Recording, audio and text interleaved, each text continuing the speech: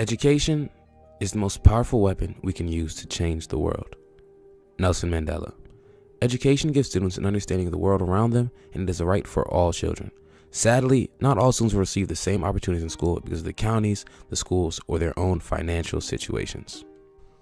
We chose to compare the socioeconomic status of the schools by looking at the number of students who qualify for free and reduced meals, the number of kids receiving Title I funding, and the access that these kids have to technology at school. The federal government works with counties so that all students can receive high-quality education. Under the National School Lunch Act, if a student's household income falls below guidelines set by the USDA, they qualify for free and reduced meals in PG County. Under the Elementary and Secondary Education Act of 1965, and later the No Child Left Behind Act, the Title I program provides schools in PG County with high numbers of children from low-income families federal funds to ensure that all children meet state academic standards.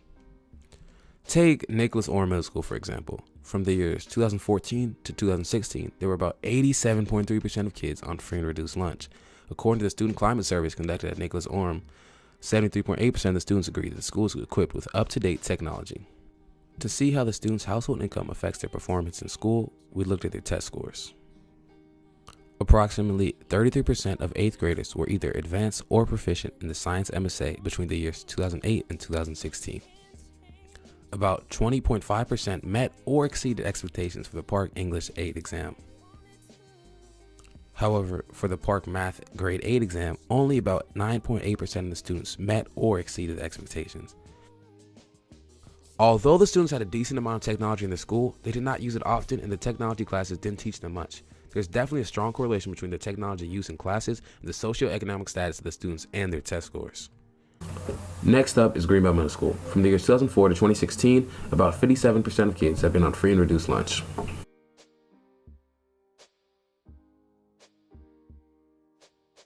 .5% of students say that the school is equipped with up-to-date technology. 92.6% of parents would concur.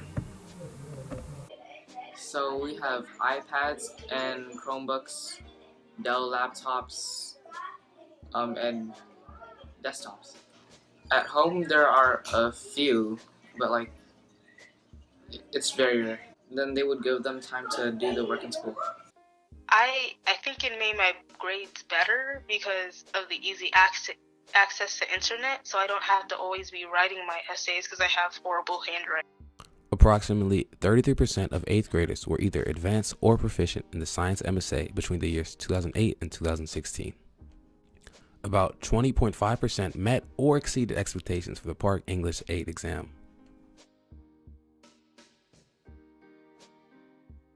22.4% met or exceeded expectations for Math Grade 8 Park.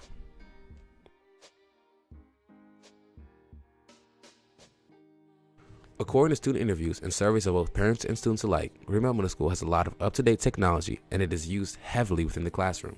They also had less people on free and reduced lunch than at Nicholas Orr. Greenbelt Middle School additionally had better test scores. Again, we can see a correlation between the socioeconomic status of the students and their test scores. From the years 2010 to 2016, about 63% of kids have been on free and reduced lunch.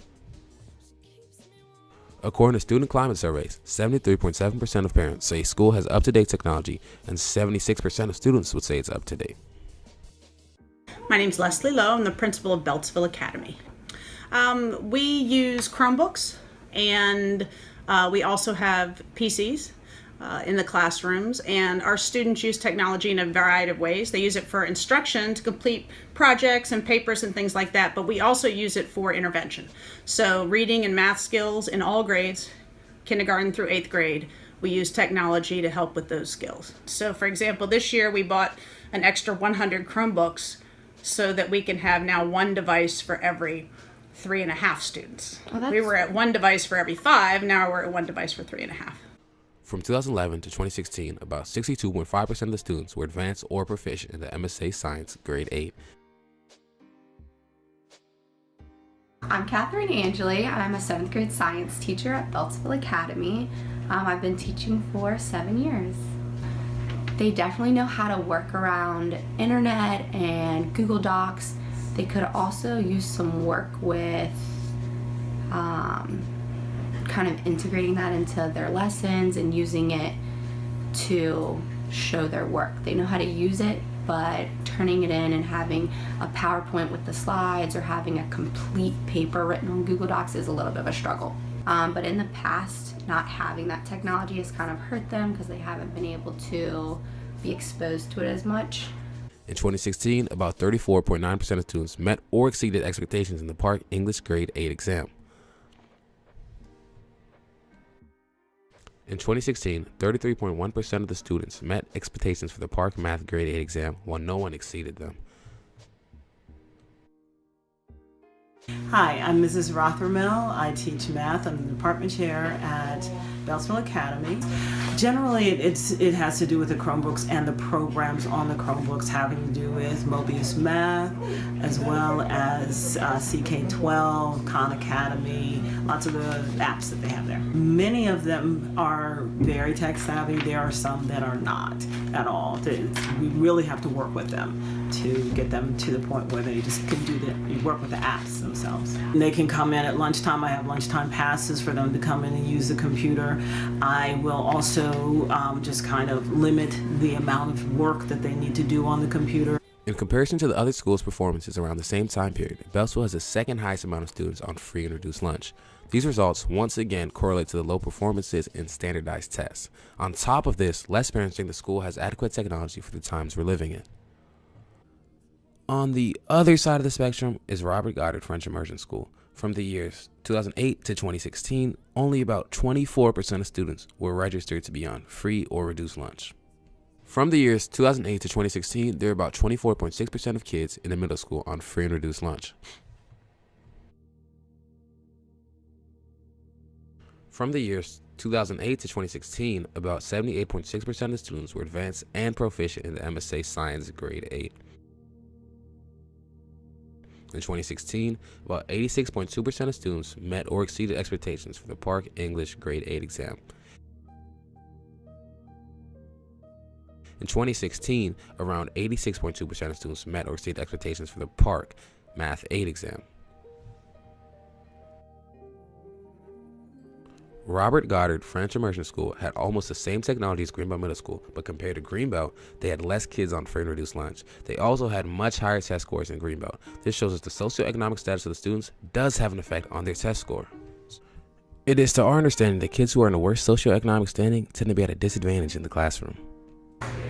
I think first the thing we have to think about is how much teachers require students to use technology. A lot of assignments require students to have a computer at home, have internet access, and then I think having the access to technology can help students with them finding extra resources. It's good to be able to look something up if I need to, and having those resources at home. But I think also, since I was a student in high school compared to now, just the amount of assignments that teachers give that require you to use the internet or to use a computer has gone up. So I think there's a bit of a requirement there. I definitely notice usually when I collect my first essay who kind of knows how to use a computer and format their essay and who doesn't, and I give very specific directions on how to go through and format your essay, and some students really struggle with that even though I'm giving them the directions. So it's definitely clear who kind of has done that a good amount in the past. And that is something that I do feel like I need to take the time to teach some students. So there's definitely a difference, and I guess it's who's done it more in the past. Overall, we saw that socioeconomic status of the students affected how they performed in school. There were a few exceptions though. For example, Beltsville Academy's middle school had a larger average of kids on free and reduced lunch than Greenbelt Middle School, but they had better test scores.